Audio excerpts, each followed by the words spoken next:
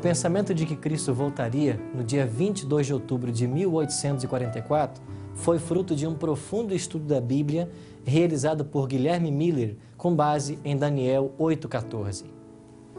Os milleritas acreditavam de que nessa data Jesus voltaria. Eles estavam certos com relação à data, mas errados com relação ao evento. A purificação do santuário, do qual fala o profeta Daniel, não seria a volta de Cristo à Terra, mas o início de uma nova fase no santuário celestial. A compreensão desses temas tornou-se mais claro no dia imediato ao desapontamento, ou seja, o dia 23 de outubro, com a famosa visão de Irã Edson. Em nosso estudo de hoje, vamos aprender a respeito da doutrina do santuário e de como os milleritas chegaram à correta interpretação de Daniel 8,14.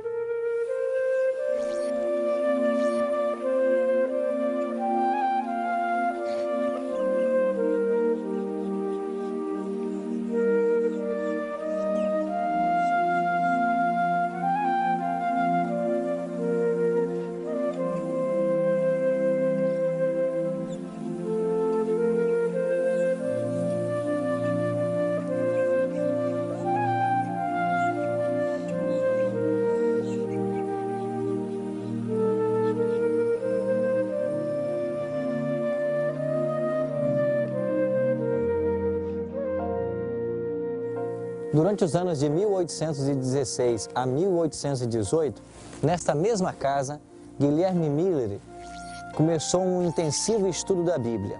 Com a ajuda da concordância de Cruden, ele começou em Gênesis 1, verso 1 e não avançava para o versículo seguinte até que houvesse compreendido todos os problemas que aquela passagem levantava. Algum tempo depois, ele chegou ao livro do profeta Daniel, no capítulo 8, verso 14, onde nós lemos: "Ele me disse, até 2.300 tardes e manhãs, e o santuário será purificado." Esse tornou-se o texto mais problemático para a compreensão de Miller. Pastor, quais foram as compreensões que Miller tirou desse texto? Guilherme Miller chegou à conclusão de que o santuário a ser purificado, mencionado nesse texto, seria a terra e a igreja por ocasião da segunda vinda de Cristo. Além disso, estudando as 2.300 tardes e manhãs, a sua conclusão foi de que esse período se referia a 2.300 tardes e manhãs como anos proféticos, baseado no princípio de ano. Para ele, o período terminaria no ano religioso judaico de 1843. À medida que o tempo foi passando, alguns dos seus amigos lhe perguntaram: mas o que significa esse ano religioso judaico de 1843? E ele imaginou que ele deveria começar com base no equinócio. Começaria no dia 21 de março de 1843, terminando no dia 21 de março de 1844. Ele estava equivocado nesse ponto, porque em realidade para os judeus o ano começaria naquela ocasião de 18 de abril a 18 de abril. Mas o período passou e Jesus não veio. Após esse período, pastor, nós também sabemos a história de que houve um grande desapontamento no dia 22 de outubro de 1844. Como eles chegaram a essa outra data? Samuel Snow, que era um dos milleritas, pegou o elemento profético das Escrituras, com base também na história judaica e outros elementos importantes, e ele chegou à conclusão de que as 2.300 tardes e manhãs deveriam terminar no dia da expiação de 1844, ou seja, no 10º dia do 7º mês de 1844, no calendário judaico, que no nosso calendário normal seria o dia 22 de outubro de 1844. E Jesus não voltou.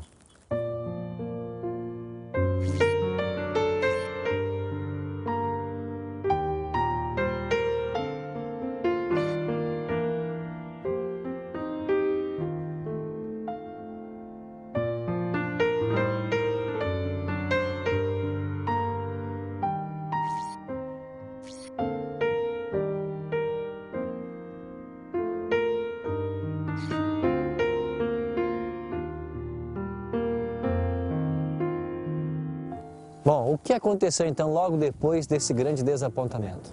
Os mileritas haviam colocado toda a sua esperança na volta de Cristo no dia 22 de outubro de 1844.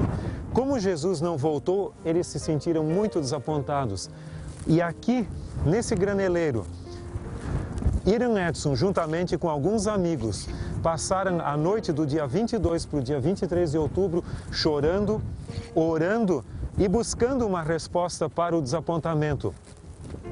E no dia seguinte, cedo pela manhã, no dia 23 de outubro, Hiram Edson convidou seu amigo, o L. Crozer, para consolar algumas famílias de desapontados mileritas. E passaram por esse milharal rumo à casa dessas famílias. Enquanto eles andavam, Edson parou e Crozer continuou. E então Crozer retornou e perguntou o que havia acontecido. E ele disse que havia recebido uma iluminação do céu, na qual ele chegou à compreensão de que, em vez de Jesus sair do santuário celestial, do lugar santíssimo desse santuário, para vir à terra, ele, no dia 22 de outubro de 1844, entrara pela primeira vez do lugar santo para o lugar santíssimo, para receber o domínio, o reino e a glória de que fala em Daniel capítulo 7. E o que aconteceu a partir daí? A resposta à sua pergunta nós trataremos dentro do próprio graneleiro de Hiram Edson.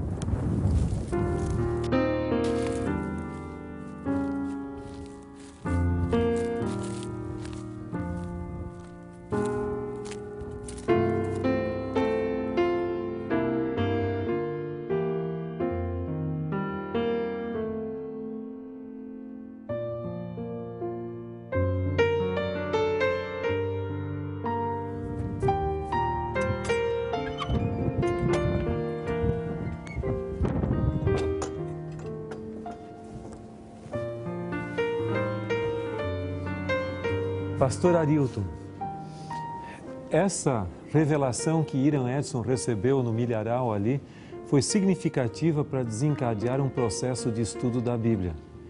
Nesse local, Hiram Edson, Crozer e o Dr. Franklin Hahn começaram um processo de investigação das Escrituras para encontrar uma explicação exata para o que deveria acontecer em relação com o santuário. Porque o texto de Daniel 8,14 dizia para eles que até 2.300 tardes e manhãs o santuário será purificado. E eles interpretavam esse texto originalmente como sendo o santuário desta terra, ou da igreja a ser purificado pela segunda vinda de Cristo. Mas com esse insight, ou que como nós cremos hoje até uma visão, bem breve, ele compreendeu que isso não se referia a esta terra, mas o santuário celestial, de que fala o livro de Hebreus. E estudando atentamente o conteúdo do livro de Hebreus, este trio, ele compreendeu de que realmente há um santuário literal no céu. E que esse santuário possui dois compartimentos, um lugar santo e um santíssimo, assim como o da terra. Porque ele foi feito como figura e sombra, o da terra, como figura e sombra do celestial. Além disso, o termo grego para santuário no livro de Hebreus é plural, que poderia ser traduzido como lugares santos. E no livro do Apocalipse existem alusões à mobília de ambos os compartimentos referindo-se ao celestial. Portanto, eles chegaram a essa conclusão pelo estudo da Bíblia. E um sincronismo entre Levíticos 16, que é o capítulo que fala do dia da expiação, a Epístola aos Hebreus e também o livro do Apocalipse, levou-os à conclusão de que no dia 22 de outubro de 1844, Jesus havia passado do lugar santo para o lugar santíssimo para começar uma obra especial de expiação para eliminar pecados e também gradativamente foi sendo acrescentada a ideia de que nessa segunda fase, pós-1844, Jesus está desenvolvendo no santuário celestial o juízo investigativo do povo de Deus preparando o mundo para os acontecimentos finais e para a segunda vinda de Cristo. Então foi muito significativa. Eles chegaram à conclusão de que o santuário realmente era a base da compreensão do plano da salvação, que começa com Jesus morrendo na cruz do Calvário e sua ministração no santuário celestial. E a última fase, a fase do juízo investigativo pré-advento, como nós conhecemos. O resultado, ou seja, as ideias embrionárias ainda, foram publicadas num periódico chamado The Day Dawn, que foi publicado aqui perto, em Canandaigua, no ano de 1845, mais precisamente no mês de março. Mas as ideias ainda eram bem simples, não eram tão desenvolvidas. A ideia plena, madura do santuário, desse grupo de estudos, saiu nesse periódico que eu tenho aqui em mãos, The Day Star, uma edição extra, que foi publicada em Cincinnati, no dia 7 de fevereiro de 1846.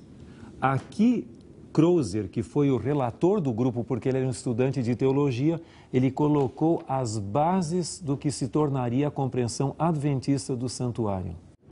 Pastor, não seria a doutrina do santuário apenas uma racionalização por causa do desapontamento que eles haviam enfrentado? Esta é a teoria que a forma como alguns interpretam a questão do santuário.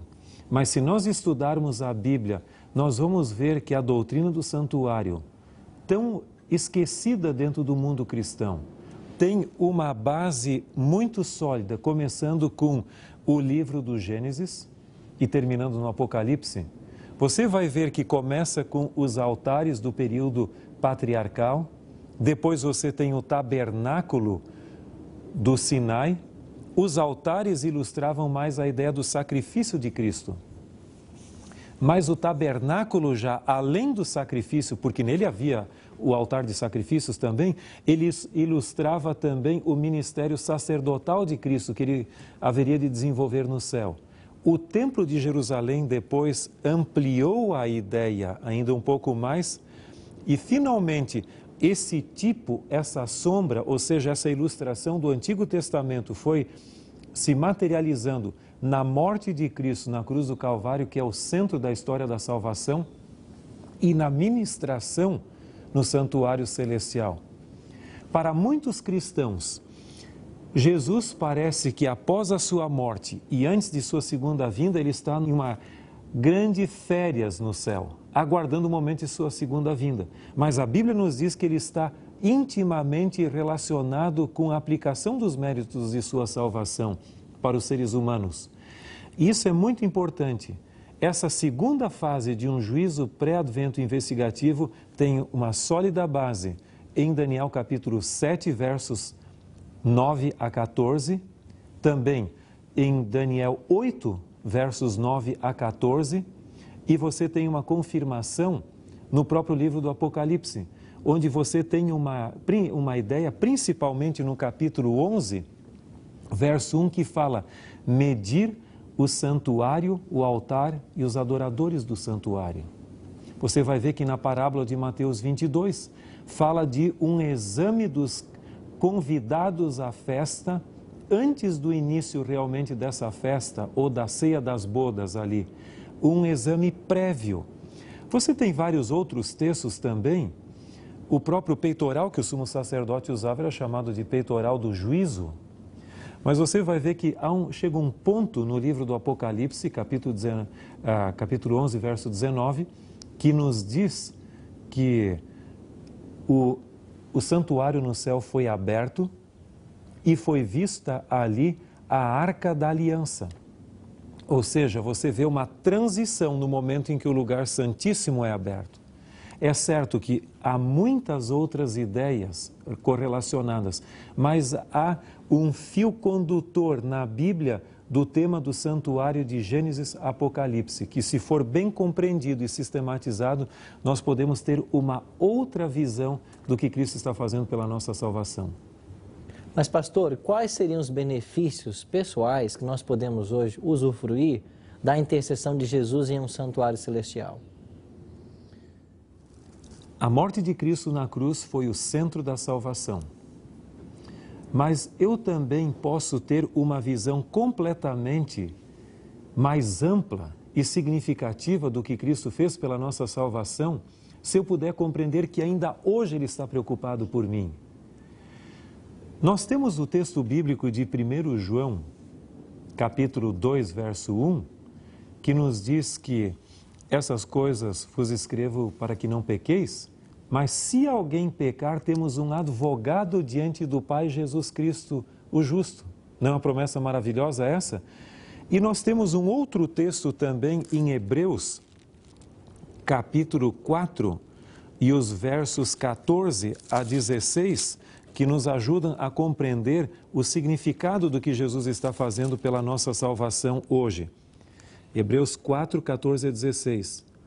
Tendo, pois, a Jesus, o Filho de Deus, como grande sumo sacerdote que penetrou os céus, conservemos firmes a nossa confissão, porque não temos um sumo sacerdote que não possa se compadecer de nossas fraquezas. Antes foi ele tentado em todas as coisas, à nossa semelhança, mas sem pecado. Acheguemo-nos, portanto, confiadamente junto ao trono da graça, a fim de recebermos misericórdia e acharmos graça para socorro em ocasião oportuna. Todos passam por problemas existenciais, uns mais, outros menos. Onde o texto bíblico nos diz que devemos buscar socorro para os nossos problemas? No trono da graça, onde Jesus ministra a nosso favor. Então, pode o mundo cair, pode surgir problemas. Nós temos alguém que está lutando pela nossa salvação e pelo nosso bem-estar. A compreensão do santuário celestial abre para nós uma visão bem mais ampla e significativa do grande amor de Deus pela nossa salvação e por nós como indivíduos também. A Igreja Adventista se distingue dos movimentos religiosos por não ficar apenas no Calvário, mas nós cremos de que após a morte e ressurreição de Cristo, Ele ascendeu ao santuário celestial. Lá deu início à primeira fase do seu ministério. Após o dia 22 de outubro de 1844, Jesus deu início a uma nova fase do seu ministério e nessa nova fase, Ele passa agora a julgar os habitantes da terra. O livro do profeta Daniel nos diz que o juízo é a favor dos santos. Logo, esta é uma excelente notícia. Jesus hoje, nesse exato momento, está trabalhando para o benefício da nossa salvação. Não gostaria você de confiar o seu caso a este advogado maravilhoso que nunca perdeu uma causa, por certo também será vitorioso para todos nós. Após haver compreendido mais claramente o trabalho de Jesus em meu favor no santuário celestial, decido hoje aceitar o Senhor Jesus como meu único mediador no santuário celestial e suplicar a Ele que interceda junto ao Pai em meu favor, que me defenda e me cubra com os méritos de seu sangue e, finalmente, que me ajude a ser um fiel súdito de seu reino, porque o grande desejo da minha vida é ser aprovado no juízo pela graça de Deus.